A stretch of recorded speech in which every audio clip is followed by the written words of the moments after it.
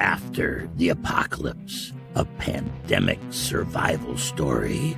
Season 3, Episode 12, The Patrol.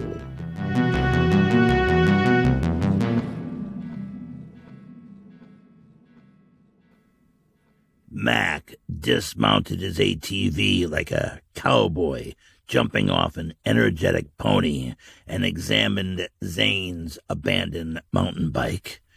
The handlebars were bent.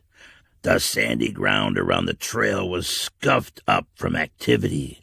There was a confusion of animal tracks intermixed with footprints. Mac fumed.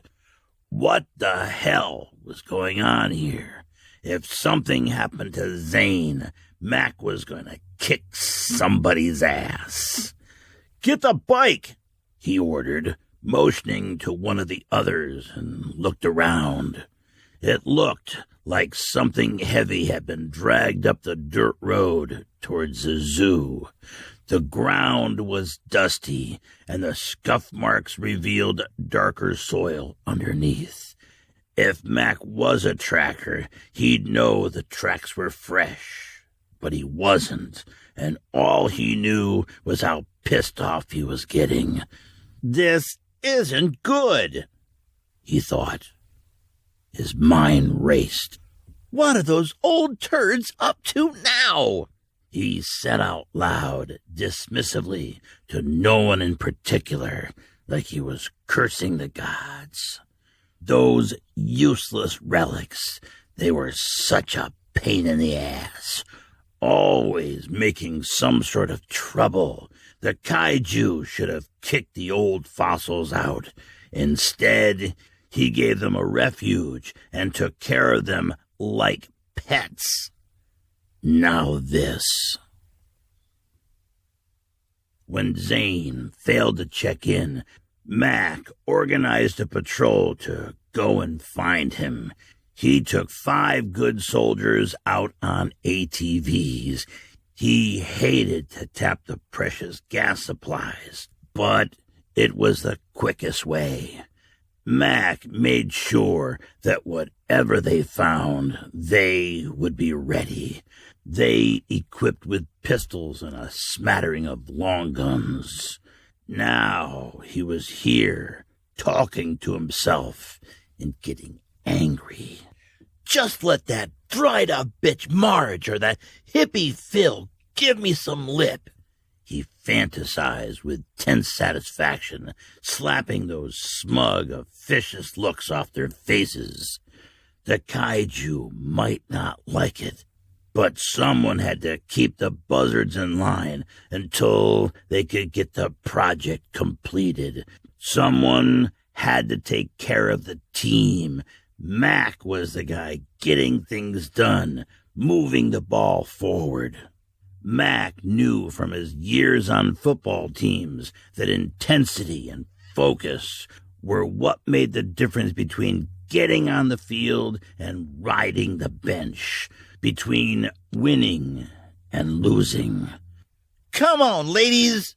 Mac yelled over the noise of the idling motors. "Let's get to the zoo and sort this out." He climbed back onto the ATV and kicked it viciously into gear. The gravel and sand rooster-tailed out and sprayed off the trail into the woods. The brush shook under the assault, and a murder of crows fled skyward in cawing protest. Janet, the old man, and their new acquaintance from the zoo perched uncomfortably on old aluminum lawn chairs and feigned interest in a large cooking pot. The pot was steaming on a metal grill built into a set of cinder blocks. The blocks were carefully arranged to take the guesswork out of controlling the charcoal fire. Their new acquaintance from the zoo, Roger, assured them the temperature control was essential to the process. The zoo. The old man rolled that label around in his head. He didn't feel right calling this trailer park full of baby boomers the zoo. It sounded derogatory and insulting to the industrious survivors who lived here. But they used it themselves and didn't seem to mind. The whole situation was like something out of a Twilight Zone episode. He half expected a Rod Serling voiceover to emanate from hidden speakers at any moment. Consider, if you will, the zoo, a place where the prior generation's workers and the leaders of an eclipse society have been cast out and filed away for safekeeping. It still didn't seem right. These were functional professionals that, God knows, would be useful in rebuilding a post-virus world. Most of them were university professors. Who better to lead a renaissance than these keepers of knowledge? And the thought that they were just waiting here to die, which, despite their protestations to the contrary, it seemed to the old man they were, really bothered him. He and Janet had been fighting tooth and nail like wild animals against the evil tide of the apocalypse, and here was a capable population of survivors doing what? Working on their tans, playing shuffleboard. It wasn't right. It was a colossal waste of talent. On the other hand, many of them were survivors from the college. Didn't that mean he would be able to at least find out what happened to Paul? He pictured in his mind that moment, the moment when he would find out. One of these survivors would say with an unsympathetic finality, "He's dead, old man. Just another corpse on the pile of bones." And that would be it. Hearing these words in his mind, the old man's logic tree worked through its process and, like an exhausted train pulling into the station, settled into one final dark thought. This would be the end point, the end of his quest, the end of him. When this was done, he could rest. He would find Paul's bones. He would gather them up and carry them with his own as an offering to the great pile of bones that was humanity's legacy. Janet looked at the old man and worried. He had become so dark and introspective. Could she still count on him if it came to a fight? Phil had told them to go over Roger's cooking project, act like part of the community, and stay hidden in plain sight, while Phil and Margie dealt with the patrol that would likely be looking for Zane. They offered to disappear back into the woods. Truth be told, she didn't want to get trapped. But these people seemed familiar with the situation, and they were competent. After some hurried discussion, the old man and Janet reluctantly agreed this was the best strategy. Phil seemed to be getting some sort of sneaky kick out of hiding them, like some sort of stick-it-to-the-man counterculture action. She hoped they could be trusted. Roger pushed up out of his lawn chair, The weathered nylon straps squeaked in protest. He lifted the lid off the steaming pot. The sweet smell of grains wafted in the air like wet grass tea. Bill rested at their feet, looking bored, and sniffed the air. "Tell us again why you're cooking grass here," the old man asked. "Not cooking," Roger replied brusquely. "Mashing." "Mashing?" Janet repeated. "Yes," replied Roger distractedly as he squinted at a cooking thermometer. "Mashing grain." "Why?" the old man asked again. "Mashing grains is the first step in making beer," Roger continued, warming to his topic. "Mashing the grain releases the sugar. Then, in the fermentation process, the yeast eats the sugar and poops alcohol." He smiled at his joke. "You're making beer?" Janet asked. "I'm trying to." Roger shrugged, replacing the pot lid. "We'll see." "Why?" Janet asked. Roger considered this question and said, "Well, it's a hobby of mine. Keeps me busy. But in all seriousness, eventually the existing alcohol supply is going to run out. So I thought I'd figure out how to make beer and spirits from the available wild grains. If you look at it historically, those who control the means of production of alcohol always have leverage." "Means of production?" the old man repeated. "So, you're a Marxist revolutionary?" Roger looked confused. "No, I'm a biology professor. I taught microbiology and evolutionary zoology."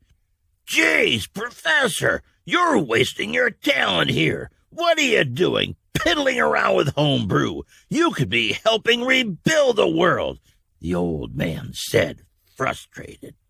"They put us here to protect us," Roger replied with resignation. "They didn't want us getting in the way." The old man scowled and was about to lecture Roger on the indomitability of the human spirit when their conversation was interrupted by the sound of motors. The patrol was coming. Roger nodded at them. "Just act normal." "What the hell is normal about any of this?" the old man thought. Mac pulled the brakes and skidded to a stop, exploding an angry cloud of dust in front of the park gates. Margie, Phil, and a small crowd of a dozen or so interested citizens gathered to greet them. Margie unlocked the gate. "Good, you're here," she said tersely before Mac could speak. "We've got something for you." She pulled the gate open to let them in. Mac stormed through the gap and confronted her. "What the hell is going on? Where's Zane? What are you jerk-offs up to now?" Margie stared him down with a look one might give a troublesome grade school child. "Calm down, Mr. O'Neill," Mac glared back. She continued calmly. "We have your colleague Zane. He's hurt. He had an accident." "What kind of accident?" Mac demanded. Mac towered over Margie's small frame, and as he spoke, he moved his bulk into Margie's personal space. His eyes bulged and veins pulsed on his temples. She met his gaze and did not move. A comical confrontation, as she was a full foot shorter and gave up over 100 pounds to the big jock, like the small man with his grocery bag blocking the progress of a column of tanks in the square.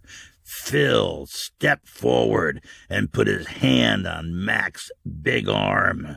"Mac, kiddo, Take it easy. We're on the same team here. We're trying to help.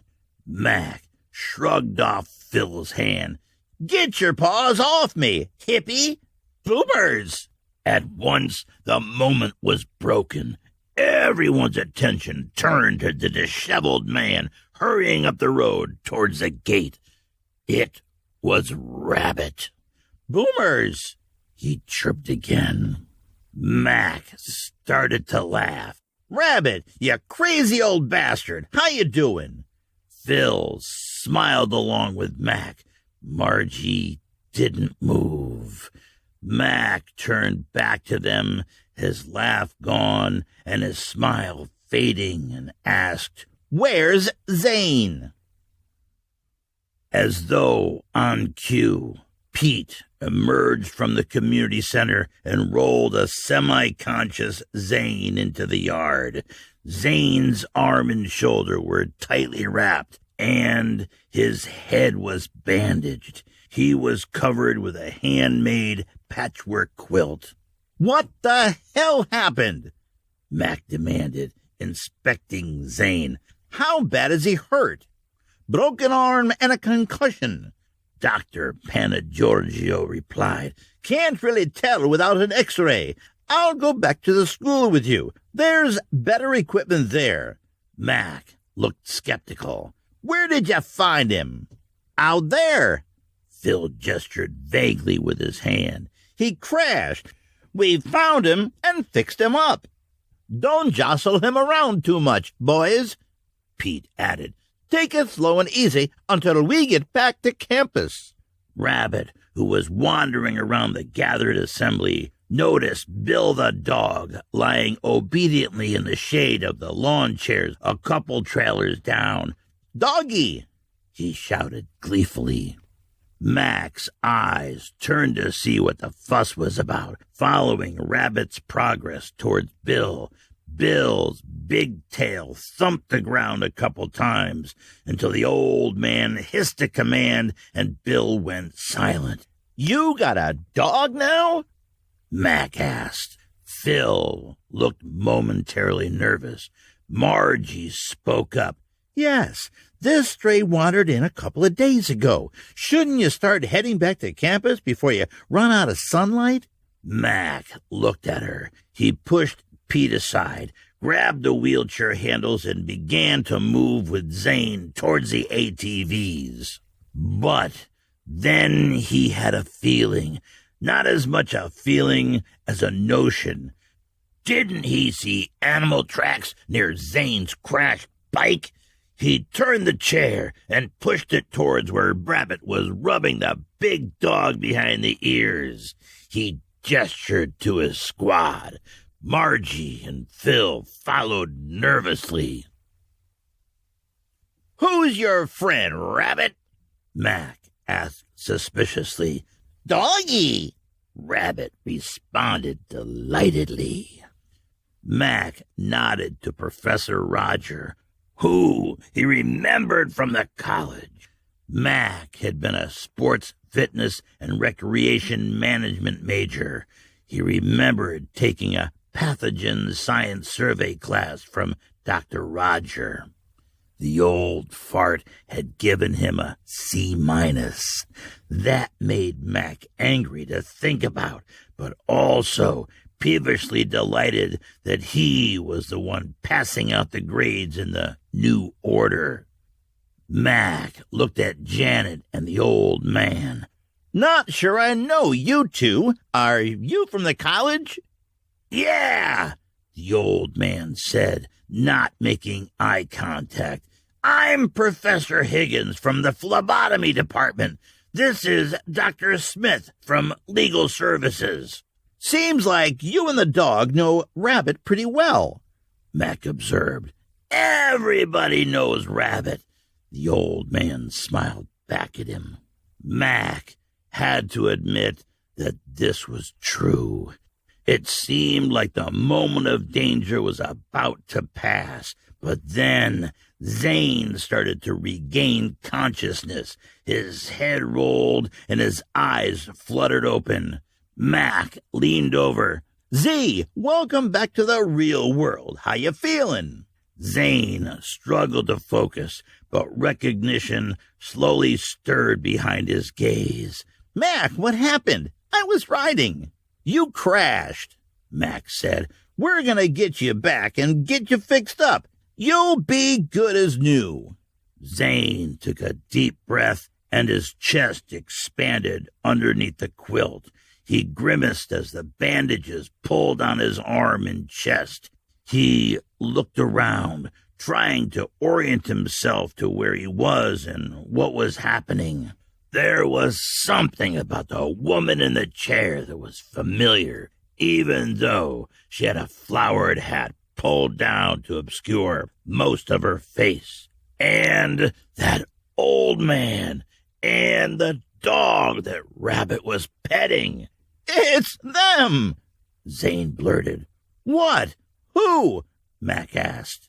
Those two with the dog. I was tracking them. He attacked me, made me crash. Everyone's attention turned to the old man.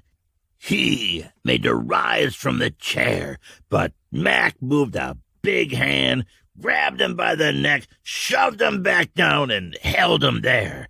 Bill stood and growled. Bleib! The old man commanded. Grab them! Mac shouted. Janet sprung to her feet, knocking the lawn chair askew, but was faced with 3 of Mac's squad with guns drawn. She raised her hands and nodded at Zane. Take it easy. We didn't do anything. We saved his life. Now, she thought, wasn't the right time to fight. Meanwhile, Zane had lapsed back into semi-consciousness. Gagged. Hands zip-tied behind their backs. Pillowcases over their heads like captured felons in some old bank robbery movie. The old man and Janet were jostled along on the ATVs as Mac and his crew slowly made their way home to the campus. Janet chased scenarios through her mind about how she was going to get them out of this, weighing each one and rehearsing the tactics. The old man wondered about his son. Would death come without knowing what happened to Paul? Was this to be their end, the end of the long journey? Had their streak of survivor luck run out? Had the fickle beneficence of whatever gods had kept them alive this long finally been exhausted? He was struck by the irony, after all they had faced and overcome, to be struck down in the end by some random college punks. Through the hood he smelled the organic odor of the earth, mixed with vapors of exhaust, recycled with his own hot breath. The sun was on his back. The motors ebbed and swelled as they ranged over the rolling hills. He was weary of this battle. His thoughts drifted to his family. His ex-wife as a young mother, soul full of life and joy. The fine hairs on the nape of her neck, soft brown in a morning sunbeam. That flowered dress. The boys cuddled in their arms on the stuffed leather couch under a knit afghan on a rare, beatific Saturday morning. Then the other image swam into his mind's eye. Paul, and the hate in his eyes the last time they'd met. The old man was tired. So tired. Maybe it finally was time to sleep.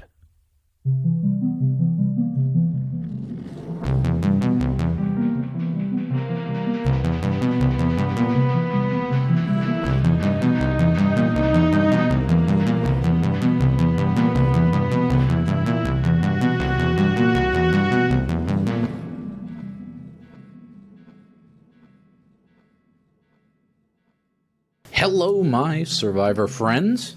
For those playing along, it is the end of January 2023. When I first wrote this, I wrote 2022. I did that thing where you forget what year it is. Rolling its way into February, like a beached whale caught in the surf, waiting helplessly for the scavengers of Scrimshaw and Ambergris to descend. Sorry, weird metaphors is how my brain works, which is an interesting topic in itself that we should delve into sometime.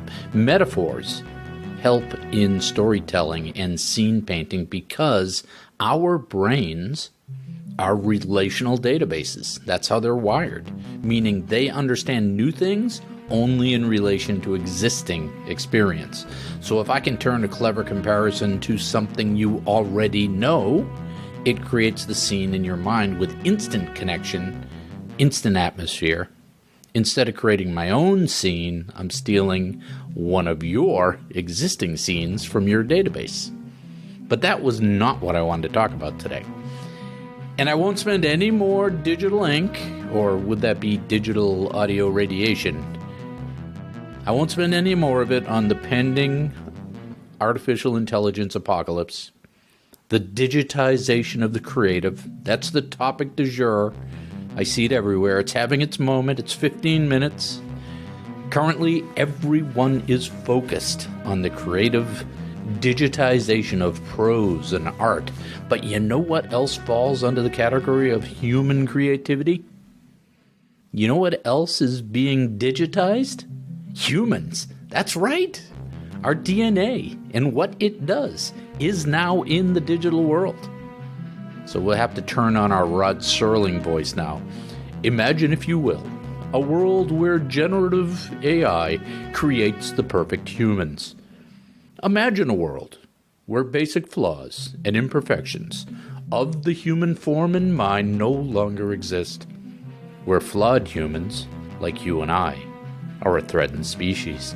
Behold the age of Homo perfectus and the eradication of Homo imperfectus. And let us ask, would Homo perfectus still be human? But that was not what I wanted to talk about today either. I know. My piddling production pace of a podcast every 2 weeks is not enough to satisfy your voracious appetites for content. One of the things we like to do as a community is to share other stuff we are consuming. I'm going to talk today about a couple of well-produced podcasts that I have listened through that I, for the most part, enjoyed. And I would be remiss not to note here that this is one of the common things that we share in our Facebook group is the "what else are you listening to" conversation. So I've got two podcasts for you today. Both are excellent. They examine the same subject matter, but they come at this subject matter from slightly different angles, different attitudes. Both have professional production and lots of episodes for you to consume. The first is "You Must Remember This" by Katrina Longworth. And the tagline is "Exploring the Secret and/or Forgotten Histories of Hollywood's First Century." It's well-researched, well-written, well-produced. If you're a fan of Hollywood or movies in general, it's a good listen. And the second is a newer podcast from Turner Classic Movies by Ben Mankiewicz called "The Plot Thickens." And this show is also about Hollywood, but it comes at it from a different perspective, different angle. So allow me to compare and contrast, at least compare, because the way these two shows treat the subject matter is the very essence of the schizophrenic nature of Hollywood. So after listening to Katrina's show, or some of the episodes at least, you walk away feeling like Hollywood is just a cesspool of broken drunks and egomaniacs, a wasteland of destructive misogyny and power-slaked sociopaths. Especially in the more current seasons, it really feels like she has an axe to grind. But Mankiewicz, he's an industry insider. He's the commentator on TCM. If you've ever tuned in between movies, that's Ben talking about the movies and the stars. It runs in his blood. His grandfather was the, with a capital T-H-E, the Herman Mankiewicz from the Hollywood Blacklist Purges, who wrote Citizen Kane with Orson Welles. And so Ben is much more accepting of the Hollywood dark side. He acknowledges it, but he sort of shrugs it off in service of the greater prize of that Hollywood magic. And that's the challenge with Hollywood. Here you have a place that attracts the smartest, most driven, most beautiful humans on this planet and makes them compete for attention. And you sprinkle on top of this milieu of prodigies a staggering amount of money and attention and power, and it comes to a full boil that produces the best we can be and the worst we can be. It's the contradiction of this evil place that eats its young with the same place that is the dream factory of the world. And let's all hope, let's say a small prayer, that after the apocalypse never gets discovered, because I would be eaten alive in Hollywood. I'm smart enough, I'm creative enough, but I don't have that 24/7 killer instinct that all these folks seem to have. 100% all the time. I'm surprised any of them live past 50. Anyhow, those two shows, the plot thickens, and you must remember this, those two shows should keep you busy for a few weeks. If you like the movies and appreciate the creative struggle it takes to produce those stories in the dream factory of Hollywood.